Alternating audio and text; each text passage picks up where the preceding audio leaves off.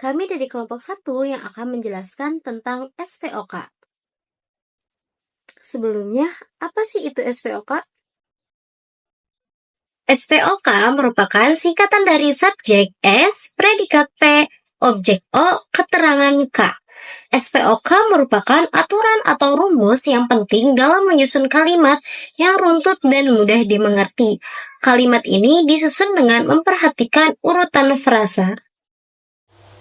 Subjek merupakan kata yang berfungsi sebagai pokok kalimat. Subjek dapat berupa kata benda atau nomina, kelompok kata benda, frasa, nominal, atau klausa. Unsur kalimat ini dapat dicari menggunakan kata tanya, apa, atau siapa. Karena subjek berisi keterangan siapa yang menjadi pelaku dalam sebuah kalimat. Contohnya, aku pergi memancing. Siapa yang pergi memancing? Jawabannya adalah aku, yang merupakan subjek kalimat. Predikat adalah unsur utama dalam kalimat. Fungsi predikat dapat diisi dengan kata kerja verba atau kumpulan kata kerja frasa verbal, kata sifat adjektiva atau kumpulan kata sifat frasa adjektiva, serta kata benda nomina atau kumpulan kata benda frasa nominal. Fungsi predikat dapat diingkarkan jika fungsi predikat diisi dengan kata kerja bisa dinegasikan dengan menambah kata tidak. Sedangkan jika fungsi predikat diisi kata benda dapat dinegasikan dengan menambahkan kata bukan. Contoh, Tono memakan semua makanan yang tersisa. Tono tidak memakan semua makanan yang tersisa. Dalam contoh di atas, kata memakan menjadi predikat. Memakan masuk dalam kelas kata verba atau kata kerja. Karenanya dapat dinegasikan dengan menambah kata tidak. Selanjutnya terdapat objek. Objek merupakan unsur kalimat yang kehadirannya bergantung pada predikat yang mendahuluinya. Predikat yang digunakan biasanya berupa kata kerja transitif yang memiliki imbuhan meng-i, dan mengkan. Contohnya yaitu, Tini mengatakan bahwa besok ia akan pergi ke Bandung. Dalam contoh di atas, fungsi predikat diisi dengan kata kerja transitif dengan imbuhan mengkan berupa mengatakan. Dalam kalimat tersebut, Tini sedang menyampaikan bahwa ia akan pergi ke Bandung besok. Selanjutnya, ciri SPOK yang terakhir yaitu keterangan. Keterangan pada umumnya terletak di awal atau di akhir kalimat. Unsur kalimat ini sebagai pelengkap untuk menjelaskan di mana, kapan, dan bagaimana suatu peristiwa terjadi. Keterangan juga dibagi menjadi beberapa jenis. Yang pertama, keterangan alat seperti memakai, mengendarai, dan menggunakan. Lalu keterangan waktu seperti sewaktu, jam, pada, dan saat. Lalu keterangan cara seperti dengan, kemudian keterangan tempat seperti di, dan keterangan tujuan seperti supaya dan agar. Contoh dari keterangan yaitu anak-anak bermain layang-layang di lapangan pada saat sore hari. Pada contoh di atas, kalimat saat sore hari merupakan keterangan waktu, di mana pada keterangan tersebut dijelaskan bahwa anak-anak bermain layang-layang di lapangan pada saat sore hari. Ya, yaitu contoh-contoh dan unsur-unsur SPOK. Pola yang pertama yaitu pola SP atau subjek dan predikat. Nah, contohnya yang pertama yaitu dari kata ayah bekerja. Ayah sebagai subjek dan bekerja sebagai predikat. Kemudian yang kedua yaitu bunga mekar dengan B sebagai subjek dan mekar sebagai predikat. Selanjutnya anjing menggonggong. Kata anjing sebagai subjek dan menggonggong sebagai predikat. Selanjutnya pohon tumbang. Pohon dikategorikan sebagai subjek dan tumbang sebagai predikat. Dan yang terakhir yaitu matahari bersinar dengan matahari sebagai subjek dan bersinar sebagai objek. Lalu pola yang kedua yaitu pola SPO, yaitu subjek, predikat, dan objek. Contoh yang pertama yaitu dari kata ibu memasak nasi. Dengan kata ibu dikategorikan sebagai subjek, memasak sebagai predikat, dan objek sebagai nasi. Lalu kata yang kedua ada adik membaca buku.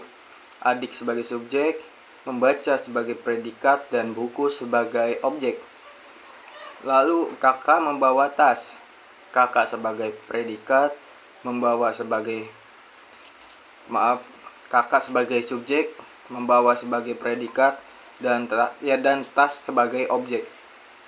Kemudian dari kata ayah memperbaiki motor.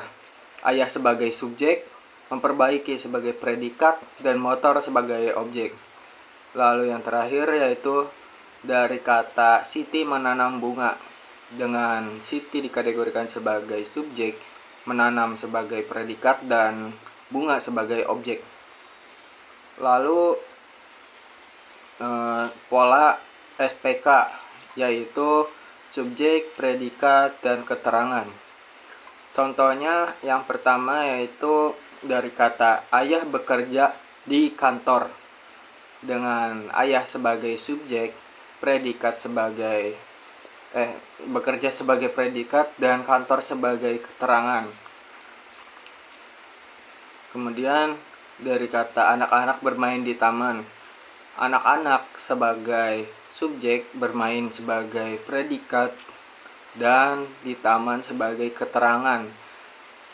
Di taman menunjukkan tempat, berarti keterangan itu menunjukkan keterangan tempat.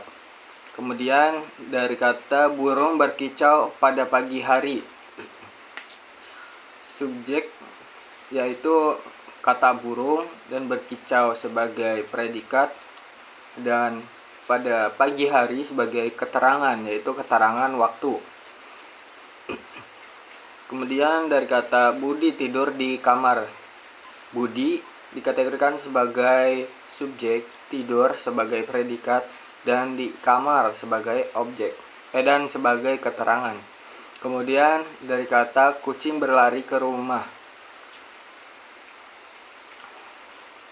Kucing berlari keluar rumah. Kucing dikategorikan sebagai subjek, berlari sebagai predikat, dan keluar rumah sebagai keterangan tempat. Dan pola yang terakhir yaitu SPOK, yaitu subjek, predikat, objek, dan keterangan. Ini mencakup semua. Dan untuk contoh-contohnya, yang pertama yaitu ibu memasak sayur di dapur. Ibu dikategorikan sebagai subjek, memasak sebagai predikat, sayur sebagai objek, dan di dapur sebagai keterangan, yaitu keterangan tempat. Kemudian dari kata adik membaca buku di ruang tamu. Adik sebagai subjek, membaca sebagai predikat, buku sebagai objek, dan di ruang tamu sebagai keterangan. Untuk contoh selanjutnya yaitu kata ayah memperbaiki mobil di garasi. Dengan ayah dikategorikan sebagai subjek, memperbaiki sebagai predikat, mobil sebagai objek, dan di garasi sebagai keterangan, yaitu keterangan tempat. Contoh selanjutnya, guru menjelaskan pelajaran dengan teliti. Guru sebagai subjek, menjelaskan sebagai predikat, dan pelajaran sebagai objek. Dan yang terakhir, dengan teliti, yaitu keterangan cara. Kemudian yang terakhir yaitu contoh dari kata Siti menanam bunga di halaman rumah. Siti sebagai predikat, Siti sebagai subjek, menanam sebagai predikat, bunga sebagai objek, dan di halaman rumah sebagai keterangan, yaitu keterangan tempat.